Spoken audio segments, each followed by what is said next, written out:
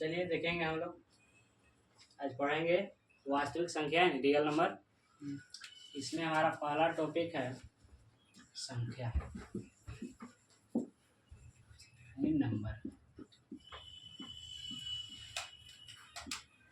हो गया। चलिए और देखेंगे इसमें और क्या क्या है पढ़ना हम लोग के। पूर्णांक संख्या और पढ़ना हम लोग के पूर्ण संख्या और पढ़ना इसमें हम लोग के प्राकृत संख्या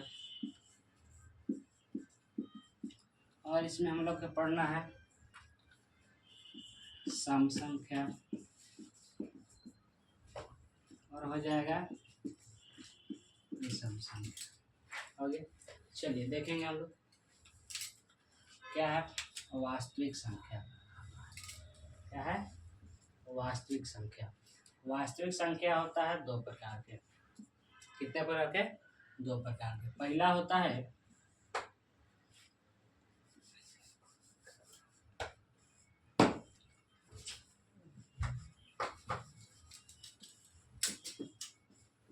परिमेय संख्या और दूसरा होता है हमारा अपरिमेय संख्या। हो गया। चलिए देखेंगे कहता है वास्तविक संख्या। तो वास्तविक संख्या किससे कहते हैं? बोलेंगे वैसी संख्या जिसमें परिमेय संख्या और अपरिमेय संख्या दोनों का संग्रह यानी मिलान हो, तो उसे क्या कहते हैं? वास्तविक संख्या। वास्तविक संख्या कितने प्रकार के? दो प्रकार के, परिमेय संख्या और अपरिमेय संख्या। इसमें है परिमेय संख्या। परिमेय संख्या किसे कहते हैं?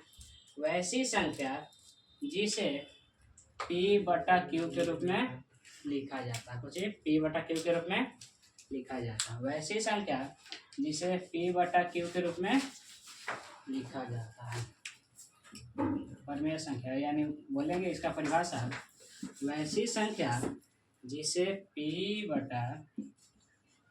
के रूप में लिखा जाए जिसमें होता है जिसमें q बराबर नॉट जीरो यानी q बराबर जीरो नहीं होता है। अगला था क्या? परिमेय संख्या। अगला क्या है? परिमेय संख्या। नहीं यह परिमेय है ना। इसका परिभाषा होता है वैसी संख्या जिसमें जैसे में देख लेंगे परिमेय संख्या का एग्जाम्पल जैसे लिख लेंगे 2/5 3/5 और हो जाएगा √36। यानी अगर रूट में भी हो लेकिन उसका वर्गमूल के पूरा तरह से क्या होना चाहिए। 36 का वर्गमूल कितना होता है? 6। यानी रूट में रहे तो उसका पूरा वर्गमूल होगा तो अभी क्या हो जाएगा? परिमेय संख्या। इसी तरह डॉट कर दीजिए किसी। चलिए अगला पॉइंट हमारा अपरिमेय संख्या। इसका परिभाषा होगा वैसी संख्या जिसे p/q के रूप में नहीं लिखी जाती है।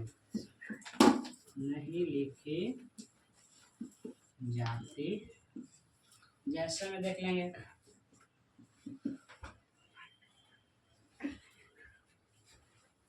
जैसे में हो जाएगा। जैसे में बताइए जी परिमेय संख्या अपरिमेय संख्या का क्या होगा?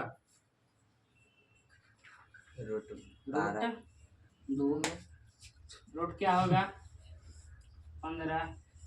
और बताइए √19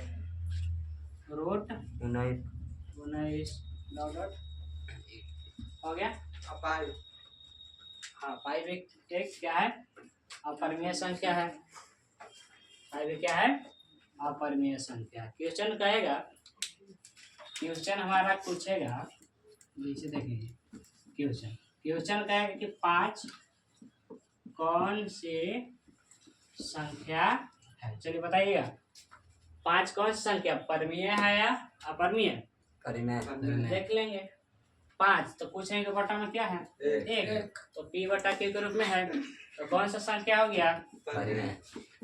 परिमेय संख्या। अगला है कह देगा कि √5 कौन सी संख्या है? अपरिमेय। तो हो जाएगा अपरिमेय। अब कहिएगा कि काहे होगा, तो इसे p बटा q के रूप में नहीं लिखेंगे। मान लीजिए कि हम 1 तो लिख दिए, तो 1 से भाजित कितना होगा? √5, और √5 का वर्गमूल होता है जी, यानी जिसका वर्गमूल हो जाए रूट में रहेगा तो वो हो जाएगा परिमेय, जिसका वर्गमूल नहीं होगा तो हो जाएगा अपरिमेय संख्या। चलिए आज के लिए इतना ही काफी है।